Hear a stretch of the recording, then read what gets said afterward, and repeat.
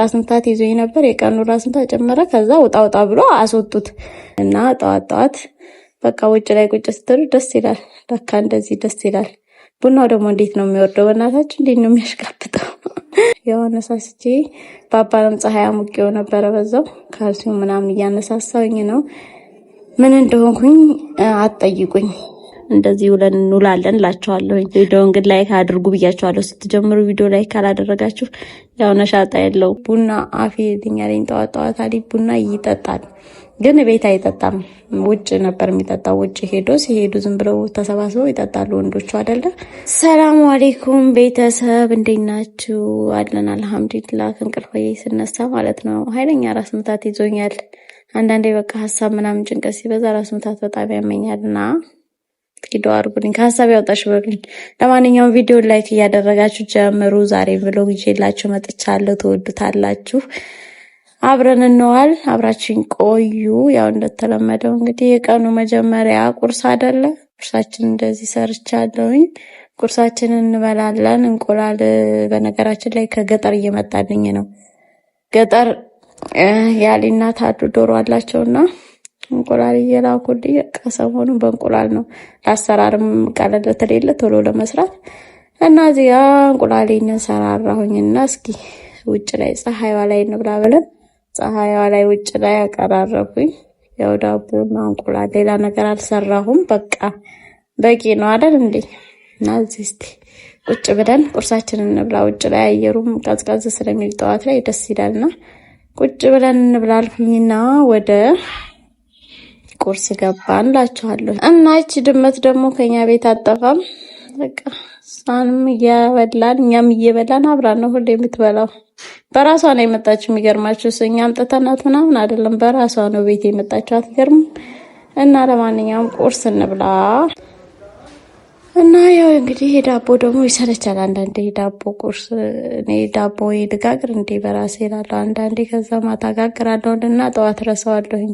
ከሱቅ የሚገዛው ዳቦ በቃ ከዳቦ ቤት የሚመጣው ሁሌ ሲሆን በተለይ ይሰለቻል ነው። በቃ ያው ለውጥ ያስፈልጋል። አንዳንዴ ያው ቂጣ ፍርፍር ምንም ስለምንቀያየር ነው። ለማንኛውም አሊ ቡና አፌ ይልኛል። ጠዋት አሊ ቡና ይጠጣል፣ ግን ቤት አይጠጣም። ውጭ ነበር የሚጠጣው። ውጭ ሲሄዱ ዝም ብለው ተሰባስበው ይጠጣሉ ወንዶቹ አይደለ፣ ወደ ስራ ቦታ ምናምን ሲሄድ እና እስኪ አፌ ይልኝ ጉንፋን ይዞኛል ከጠዋትም ወጣ አይመስለኝም ምናምን እያለ ከዛ ቃኔ ጠዋት ቡና ደግሞ አልወድም። እኔ ጠዋት ቡና ጭራሽ ነው የማልወደው። ማለት ጠዋት ነው ግን ደስ የሚለው ቡና ይላሉ ብዙ ሰዎች። ጠዋት ያነቃል ቀናችን ሲጀመር ምናምን ይላል። ግን እኔ ጠዋት አልወድም። እኔ አልጠጣም በነገራችን ላይ። ዳሊ ያው አፈላሁለት ቡና። እኔ ፈንድሻዬን አፈካሁኝ። ከሰዓት ነው እኔ የምጠጣው ዙሁር ላይ እንጂ አሁን አልጠጣም። አሁን ከጠጣሁኝ እኔ ዙሁር የሆነ የሚመስለኛል ሰዓቱ ይምታታ። በቃ እኔ እንጃ ደስተኛ አይደለሁም ስላልለመድኩት። ያው በለመድነው ሰዓት ነው ቡና መጠጣት ደስ የሚለው። ለማንኛውም እንደዚህ ቡናዬን አፈላሁለትና እያጫጫስኩኝ ፈንድሻም እየበላን ቡናውን ቀዳሁለት እላችኋለሁኝ። እና ጠዋት በቃ ውጭ ላይ ቁጭ ስትሉ ደስ ይላል። በቃ እንደዚህ ደስ ይላል። ቡናው ደግሞ እንዴት ነው የሚወርደው? በእናታችሁ እንዴት ነው የሚያሽቃብጠው? ለማንኛውም ያው ቡናችንን ጠጣን ብዬ ለያዘው ቡናችን ጠጣን። አሊም ነበረ ወንድሙም ነበረ። ለአሊም ለወንድሙም ቡና ቀዳሁላቸው፣ ጠጡ፣ ፈንድሻቸውን በሉ እና ውሏችንን እንደዚህ ጀመርላችኋለሁ። ገና ቤት አላጸዳዳሁም ምን አላልኩም። ቁርስ የበላንበትንም አላጣጠብኩም። ገና ነኝ ስራው። ያው ቡናውን ውጭ ላይ እዛው ቁጭ ያልንበት ላይ ያፈላው። ቡና ሲፈላ ግን የሆነ ደስ የሚል ድባብ አለው ለካ ጠዋት እና እነሱም እንደዚህ ከፈንድሻቸው ጋር አጣጣሙ ትላቸዋለሁ ቡናው። እኔ ደግሞ ዙሁር እስከሚደርስ እያጣደፈኝ ነው እነሱን ሳይ። ምክንያቱም አሁን ጭራሽ ነው መጠጣትም አልፈልግም። ከዚህ በፊት የሆነ ጊዜ ጠዋት ቡና ጠጥቼ በቃ ደስተኛ አልሆንኩም እና ዙሁር ላይ ነው መጠጣት ፈልገው። ለማንኛውም ቤታችን እንደዚህ ተመነቃቅሯል። ልከፋፍተው እስቲ ገና አልከፋፈትኩም። ገና ማጽዳትም አልጀመርኩም። ቤቱ ልከፋፍት ላረጋግፍና ከዛ ጠረግ አድርጌ ነው እኔ ቀይን ማጥበው። ቤቱን ካጸዳዳሁት በኋላ ከጠራረኩኝ በኋላ ከዛ ቀይን አጥብና ከኩሽና ወጣለሁኝ። ከዛ በኋላ ወደ መወልወል እገባለሁኝ፣ ወደ ሽንት ቤት ማጠብ ምናምን ማለት ነው። እና ጓደኞቼ ቤተሰቦቼ ውጭም ያለውን እቃ አላነሳሳውም፣ ገና አነሳሳለሁ። ቡና የጠጣንበትን ምናምን ለማንኛውም ቤቱ የሚፈስበት ብዬ ነው የከፋፈትኩት ላነሳሳና ልጠራክ እና ሙቀት በጣም ኃይል አድርጓል። አሁን ጠዋት ላይ ቡና ጠጥተን በቃ ትንሽ ፀሐይ ወጥት ሲል ያለው ሙቀት እንነግራችሁ አልችልም። ከባድ ሙቀት ነው ያለው።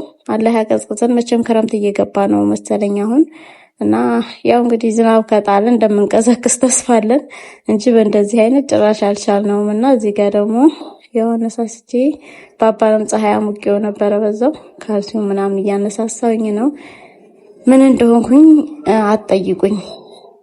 ሳላስበው ቤት ውስጥ የሆነ ሰው ዘው ብሎ ገባ እና እንደምታዩት በቃ ማረገው ነበር ግራ የገባኝ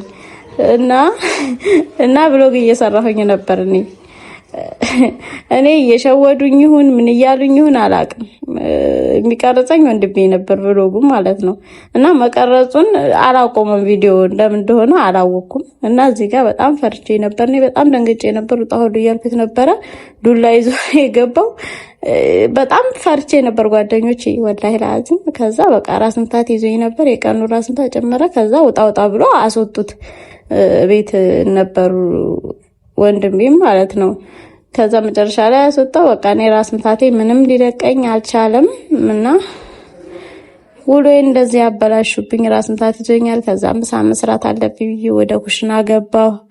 ምሳዬ እንድሰራ ነው ግን በቃ ራስ ምታቴ ሊተወኝ አልቻለም። ምንም እንዴት እንደደነገጥኩኝ ልነግራችሁ አልችልም። በጣም ነው የፈራሁት የነበረው።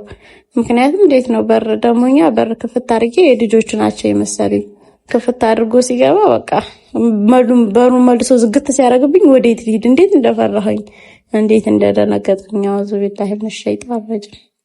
ከእንደዚህ አይነት ድንገተኛ ነገር ይጠብቃችሁ። አናቴን ቢለኝ በቃ ድንጋጤው እስካሁን ድረስ አልለቀቀኝም። ጠዋት ስነሳ ራስ ምታት ይዞኛል። ራስ ምታቱ ኦቨር ሆነ። በጣም አሞኛል። ምግብ መስራት አይቀርም እንግዲህ የምግብ ኢባዳ የሆድ ኢባዳ ነው የሚባለው። ለማንኛውም እንደምታዩት እዚህ ጋር ጥቅል ጎመን ነበረኝ። እሱን ከተኩኝ። ከዛ ተርክካ ልጫ ሰራዋለሁኝ በዳጣ በሚጥሚጣ አድርጌ ጥቅል ጎመኔንም ሰራለሁ። ትንሽ ሽሮ ሰራለሁ እንደተጋቢ ነው አድርጌ ብያለሁ። በቃ ምሳችንን እንበላለን አለቀ። በየአይነታችን እንሰራ ነው።